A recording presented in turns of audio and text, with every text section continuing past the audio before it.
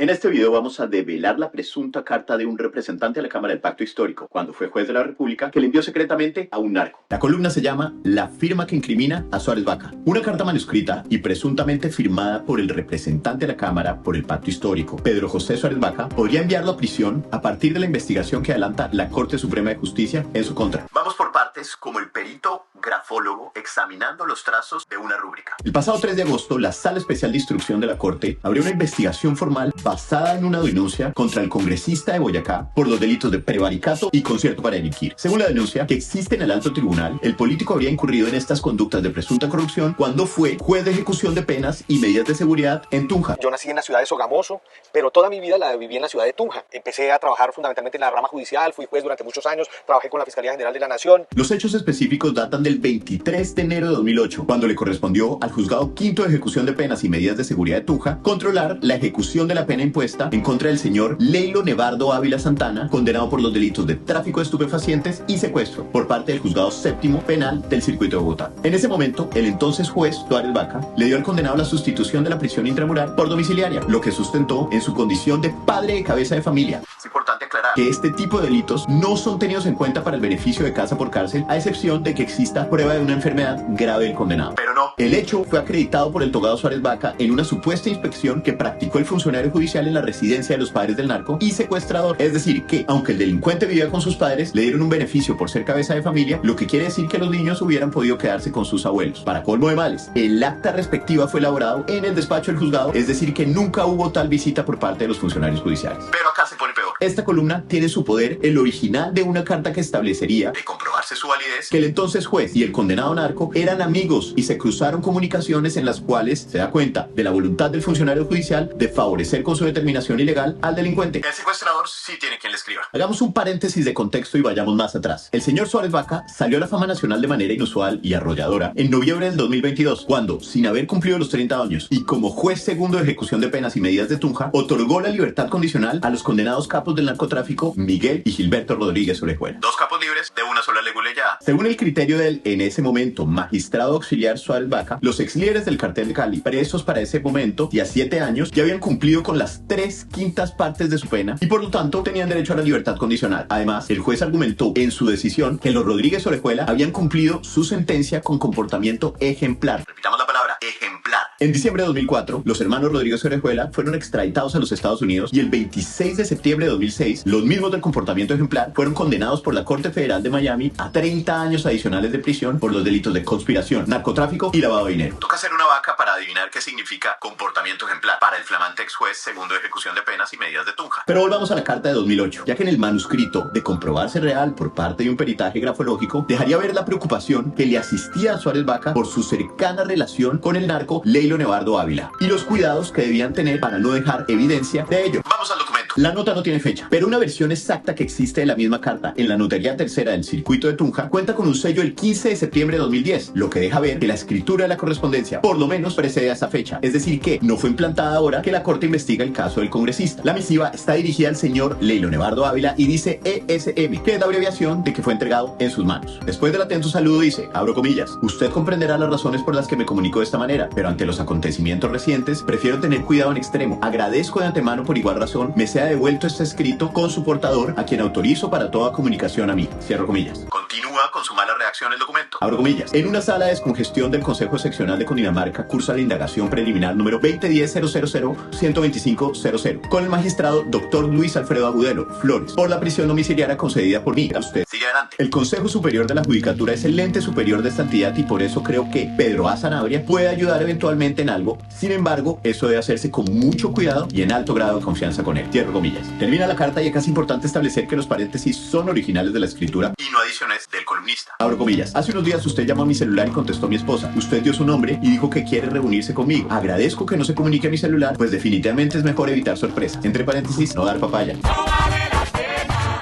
dar la papaya. Espero que todo esté bien para usted y su familia, así como para sus hijos. Cuando yo vea que es posible, busco la manera de que nos veamos. Por ahora es mejor por esta vía y John está autorizado para hablar con usted de mi parte. Solo él. Usted entenderá igualmente que no puedo recibir a nadie más ni atender otro asunto, pero cuando yo vea que todo está en situación normal, vemos cómo nos comunicamos directamente. Reciba un fuerte abrazo. Saludos a sus padres, Pedro José Suárez Vaca. Cierro comillas. Todo de papayita. El manuscrito, fuera el nombre del entonces conjuez, incluye una firma que los expertos tendrán que analizar para determinar si corresponde a la misma del hoy representante a la Cámara por el pacto histórico. Este es un trabajo técnico de evaluación de la prueba. Llamémoslo un peritaje histórico. Pero un análisis rápido hecho por esta columna establece que la letra y la firma en ese documento es la misma que aparece en otras cartas del señor Suárez Vaca. Por ejemplo, una del 8 de julio del 2020, obrando en su condición de abogado penalista y socio del bufete Suárez Vaca y Asociados. Y otras, mucho más recientes, de junio, julio y agosto de este año, en su papel de representante a la Cámara por el departamento de Boyacá. Incluso una en la que sale muy sonriente en la foto, sosteniendo su firma, la misma que aparece en la presunta comunicación con el narco. Sospechoso, póngale la firma. Pero sigamos con la línea de tiempo de esta investigación y de esos hechos. El 5 de mayo de 2010, el coordinador de los juzgados de ejecución de penas y medidas de seguridad de Tunja, el señor Alberto Aconcha Cuadrado, presentó denuncia penal por la manipulación indebida del soporte técnico del reparto denunciado por la funcionaria María Romelia Romero Gómez. Romero Gómez era la encargada de manejar el sistema de cómputo del reparto de los despachos de ejecución de penas y medidas de seguridad de Tunja y estableció que, concretamente, el radicado número 12428, el del caso del narco, Leilo Nevardo Ávila, fue asignado por el sistema al juzgado tercero de ejecución de penas. Según la señora Romero Gómez, ella se retiró de su puesto de trabajo por un momentico, seguro para tomarse un tintico, y al regresar encontró que el radicado citado se había redireccionado al juzgado quinto de ejecución de penas, donde estaba el juez Suárez Vaca, con lo que se habían adulterado los registros originales creados por el sistema, del juzgado tercero al juzgado quinto. Por estos hechos, el procurador 174 judicial penal, Óscar Mauricio Beccaria, envió denuncia a la Fiscalía de entidad que cruzó información con otros despachos judiciales a fin de verificar si se adelantaban investigaciones relacionadas con el juzgado quinto de ejecución de pena, logrando establecer que efectivamente a la Fiscalía 15 seccional correspondió conocer de estas presuntas irregularidades. Por eso volvamos al manuscrito, cuando establece que la única persona autorizada para hablar en persona y servir de correo entre el juez y el narco era un señor llamado John. Según una certificación laboral del señor Suárez Vaca del 15 de septiembre de 2009, con la misma firma del manuscrito, el señor John Carlos Mancipe Puerto se desempeñó como escolta de Suárez Vaca desde el 1 de junio de 2005. Acá se pone enredada la historia. El señor Mancipe, mismo señor que llevó la carta, presentó denuncia penal en contra de Suárez Vaca por estos hechos y ha colaborado con la Fiscalía, corroborando esta denuncia y declarando ante la Corte Suprema, estableciendo que por este beneficio de darle casa por cárcel al narco, el entonces juez y hoy representante recibió un presunto soborno de 35 millones de pesos. Todo esto por 35 milloncitos. Como dicen en los oscuros callejones, si vas a robar, roba bien y roba mucho. El señor Mancipe, como consta en el proceso, rindió declaración en el año 2011 ante la fiscal María Victoria Parra en la ciudad de Medellín, pero en la consulta hecha en la página de la Fiscalía General de la Nación, el proceso aparece inactivo, es decir, no se practicó indagación ni actuación alguna en el mismo. Victoria para Suárez Vaca, mientras la justicia pasó al papayo. En especial porque desde la publicación de esta columna, el señor Mancipe Puerto ha recibido preocupantes amenazas de muerte por parte de anónimos pidiendo el que se retracte la información. Eso es peligroso y las autoridades tienen que proteger al testigo. Muy grave, en especial porque el 3 de mayo de 2018, en una operación conjunta entre Colombia y España, en la que se incautó 1 tonelada de cocaína y 1.500.000 euros en efectivo, cayó nuevamente Leilo Nevardo Ávila Santana, señalado como el enlace de la mafia albanesa en Colombia, el mismo que el entonces juez Suárez Vaca le dio casa por cárcel en 2018. La Corte Suprema tendrá que determinar la validez de esta denuncia y el peso del acervo probatorio, pero la acusación y relato de su exescolta, la evidencia de la manipulación del reparto y la carta manuscrita con la misma firma del hoy representante de la Cámara no deja muy bien parado a este congresista del pacto histórico. O como dijo Ian Fleming, creador de James Bond, una vez es coincidencia, dos es casualidad, pero tres ya es la acción del enemigo. Lo único que lo puede salvar es la misma oscuridad de la justicia, ya que el magistrado del alto tribunal que profirió auto de apertura de investigación y vinculación mediante indagatoria contra el representante de la Cámara, Suárez Vaca, por los delitos de prevaricato por acción y concierto para delinquir, es Francisco Farfán, el mismo señalado de filtrar información al clan Génico sobre las investigaciones que hace 4 años se adelantan en contra de sus integrantes. Por estos hechos, la Corte Suprema le aceptó al magistrado Farfán de la sana instrucción la licencia de 3 meses no remunerada para que se dedique a su defensa, que va desde el 20 de noviembre al 19 de diciembre de 2023 y desde el 11 de enero al 10 de abril de 2024. La decisión implica que el magistrado Farfán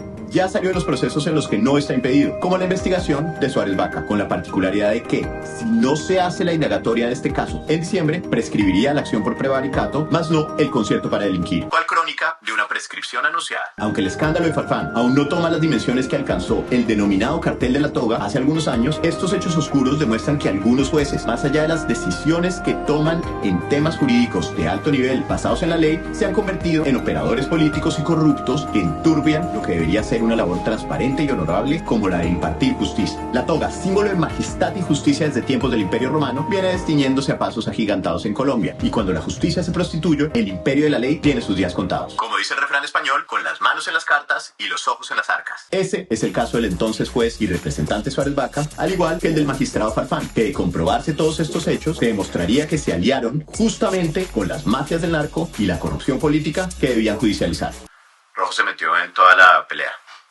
Rojo, ¿tú qué? ¿Por qué te metiste en el video?